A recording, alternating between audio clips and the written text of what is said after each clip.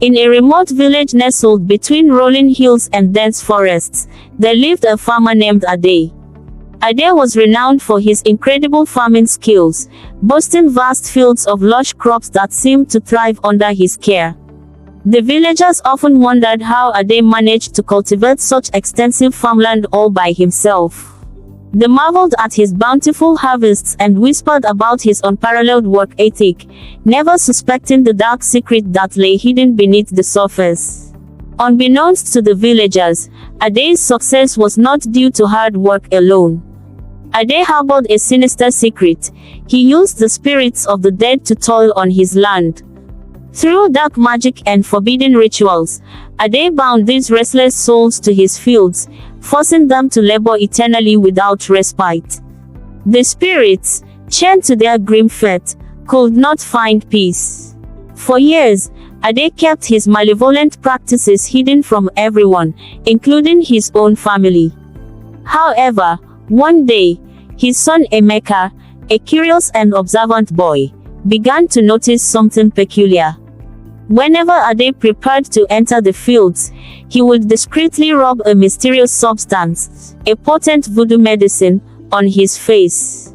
This piqued Emeka's curiosity, and he resolved to uncover the truth. The following morning, before his father could arrive, Emeka sneaked into the farmhouse and found the vial of voodoo medicine. With a mixture of excitement and trepidation, he applied it to his face just as he had seen his father do. As Emeka stepped into the fields, his world transformed. He beheld a ghastly sight: thousands of ghostly figures, the spirits of the deceased, laboring tirelessly in the fields. Their anguished faces and haunted eyes filled him with terror. Emeka's horrified screams echoed through the fields, catching Ade's attention. Realizing that his son had discovered his dark secret, Ade's heart filled with dread. He rushed to Emeka, but the damage was done. Emeka, unable to contain his fear, began behaving erratically, his mind tormented by the harrowing visions. Ade began to wonder what could have gone wrongly or who could have revealed his deepest secret to his son, Emeka. He thought to himself, could it be the herbalist who prepared the charms for me? But the man is no longer in this locality. Emeka has not seen me whenever I use the charm before entering the farm. Are the gods angry with me? Have I defaulted in any of the prescribed procedures that were sustaining the farm work? Ade had quickly forgotten that he had crossed his boundaries by starving the ghost workforce. Initially, while consulting the herbalist, Ade was warned not to starve the ghosts that would be working on his farm after the procedure. He was told not to let anyone have access to his charm of ghost vision at all. The herbalist also instructed him to refrain from having intimacy with his wife and warned him against wearing good clothes. However, Ade did not heed any of these warnings and disobeyed all instructions outrightly. Ade started reflecting on all these warnings and began to cry as those words echoed back in his mind, even though it was too late.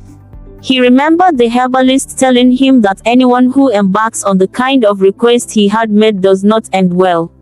Ade recalled how defiant he had been at those times. Now, he faced the repercussions. The villagers, who had always admired Ade's seemingly supernatural farming prowess, were alarmed by Emeka's sudden and inexplicable behavior.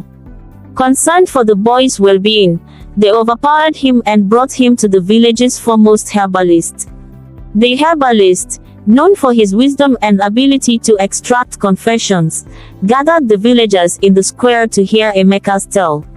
Surrounded by anxious onlookers, Emeka recounted the horrific scenes he had witnessed.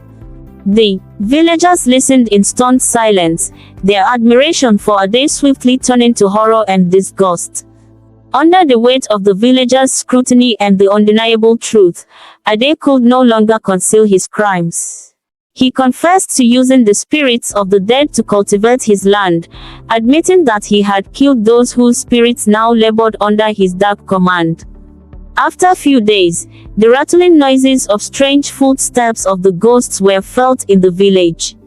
Noises and unusual strange echoes subdued the entire village, with accompanying strong winds blowing up and down, length and breadth of the entire village. Rivers started drying and the land couldn't yield its increase for so long a time. Rain hardly dropped and the villagers started getting sick, both infants and adults. There was famine and drought all over the land. Youths in the village started running mad mysteriously and the married women could no longer conceive. There was an acute barrenness in the land. The entire villagers started seeing ghosts in their dreams chasing them. Majority of the villages had left their village for the neighboring village for the fear of the ghosts. There are loud echoes of blood, revenge, and rest over the entire city. These noisy echoes came to all villagers every night. The same noise woke them up each morning and the entire villagers were panicking. A day, the wicked farmer had started slight madness as he couldn't sleep anymore, as ghosts are all after him.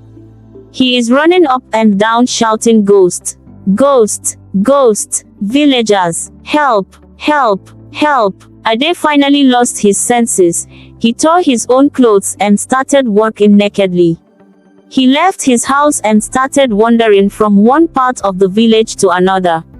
His entire family started seeing ghosts everywhere they went and his wife became sick as well as all his children.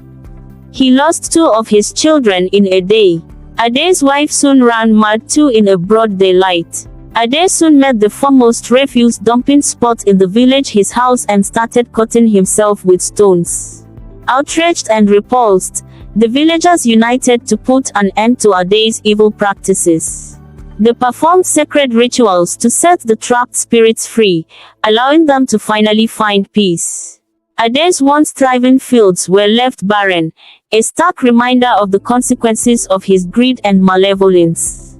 Ade was cast out of the village, his name forever tainted by his heinous deeds. His story became a cautionary tale, a chilling reminder of the importance of respecting the dead and the dire consequences of tampering with dark forces.